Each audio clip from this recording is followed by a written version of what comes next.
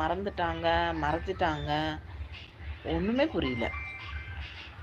சில குடும்பங்கள்ல இன்னமும் நடந்துட்டு வருது. இப்ப எனக்கு அது தெரியும். நான் என் பக்கத்து வீட்ல பார்க்குறேன். அவங்க ரொம்ப கஷ்டப்பட்டுட்டு இருக்காங்க. இந்த ஒரு விஷயம் நடக்காம பல வருஷமா அவங்க வந்து கஷ்டப்பட்டுட்டு இருக்காங்க. அப்போ வந்து அவங்க கிட்ட இத சொல்றேன். நீங்க பிள்ளையார் சக்தி வந்துருங்க. பிள்ளையார் சக்திக்கு நீங்க இப்படி பண்ணுங்க. கண்டிப்பா விசேஷம் நடக்கும். கண்டிப்பா நடக்கும். நீங்க இந்த மாரி பண்ணீங்கன்னா, உங்க காரியம் தடப்பட்ட காரியம் நல்லபடியா கைகூடி வரும். இந்த மாதிரி பண்ணுங்க. அப்படின்னு நான் அவங்க கிட்ட சொல்றேன்னு வச்சுக்கோங்க. அவங்களுக்கு அது மேல நம்பிக்கை வந்து, அவங்க அத பண்றாங்க. அவங்களுக்கு சக்சஸ் ஆயிடுது.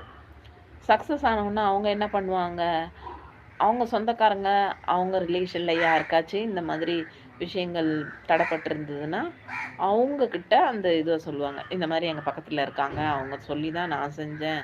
எங்க வீட்ல